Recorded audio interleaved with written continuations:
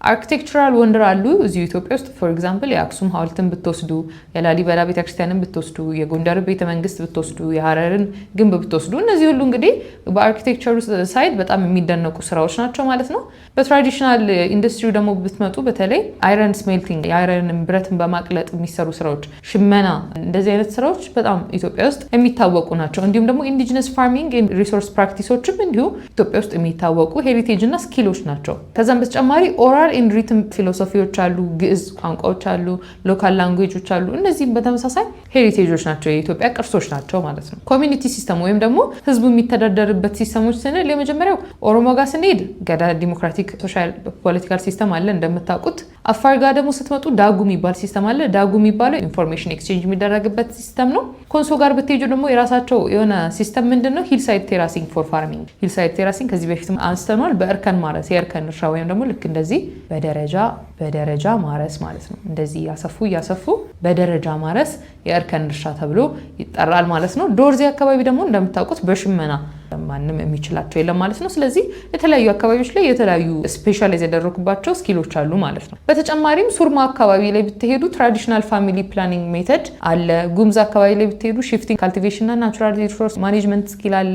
ላይትኒንግ ትሪትመንት አለ።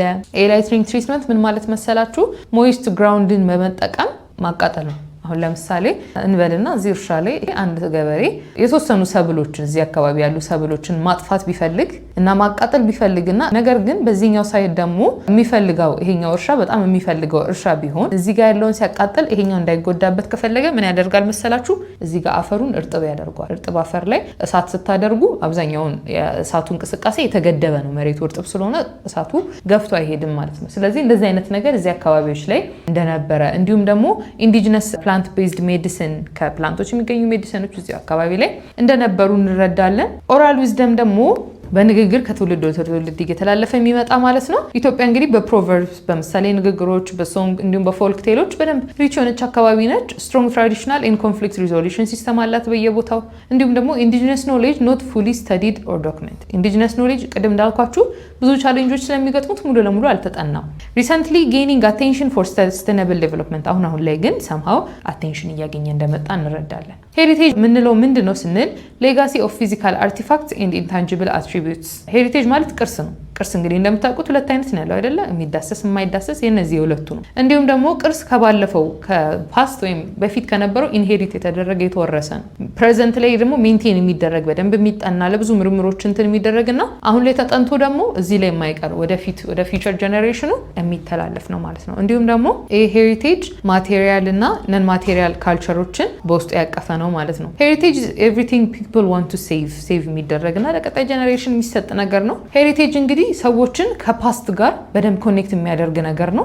ይሄ ሄሪቴጅ እንግዲህ ኦራል ሂስትሪ ሊሆን ይችላል፣ በቃል የሚነገር ሊሆን ይችላል፣ የተጻፉ ሪከርዶች ሊሆኑ ይችላሉ፣ ቢልዲንጎች ሊሆኑ ይችላሉ፣ የመሬት አቀማመጥ ሊሆን ይችላል፣ ኦብጀክት ሳውንድስ ሊሆኑ ይችላሉ። እነዚህ ሁሉ ነገሮች እንግዲህ ሄሪቴጆች ናቸው ማለት ነው። እነዚህ ሄሪቴጆች እንግዲህ ካልቸራል ብሊፍን፣ ትራዲሽንን፣ ናሽናል አይዴንቲቲን በደንብ ሪፍሌክት የሚያደርጉ የሚገልጹ ናቸው። እንዲሁም ደግሞ ሰርቭ አዝ ፐርሰናል ኤንድ ኮሌክቲቭ ኢንሄሪተንስ። የኢትዮጵያ ሄሪቴጅ እንግዲህ ኢትዮጵያ ኢዝ ላንድ ኦፍ ዳይቨርስ ታንጂብል ኤንድ ኢንታንጂብል ካልቸራል ሪሊጂየስ ኤንድ ሂስቶሪካል ሄሪቴጅስ። እንግዲህ ኢትዮጵያ የሚዳሰሱ የማይዳሰሱ ብዙ ቅርሶች አሏት። ፊው ሄሪቴጅስ እንግዲህ የተወሰኑት የኢትዮጵያ ቅርሶች በዩኔስኮ በዓለም ቅርስነት ላይ ሊመዘገቡና ሊጎበኙ የሚችሉ ብዙ ቦታዎች አሉ ኢትዮጵያ ውስጥ። ሜኒ ሳይትስ ሚት ዩኔስኮ ክራይቴሪያ በት ስቲል ነው ይሄ በዓለም ቅርስነት መዝገብ ለመመዝገብ መስፈርቱን አሟልተው ያልተመዘገቡ ቦታዎች አሉ። ነገር ግን ያው ማስመዝገቡ ለፕሪዘርቬሽን ጠቃሚ እንደሆነ ተገልጾልናል ማለት ነው። ሄሪቴጆች ምን አይነት ቫልዩ ምን አይነት ጥቅም አላቸው ቅርሶች ስንል አንደኛው ፓስቱን ኢንተርፕሬት ይተረጉሙልናል። እንዲሁም ደግሞ በወቅቱ ስለነበረው ታይም ወይም ኢቨንት ኢንሳይት ይሰጡናል። ስለ ኢቨንቱ ስለ ሰዎቹ በደንብ ኢንሳይት ይሰጡናል። እንዲሁም ደግሞ ሜንቴንስ ኮሌክቲቭ ሜሞሪ ኤንድ አይደንቲቲ።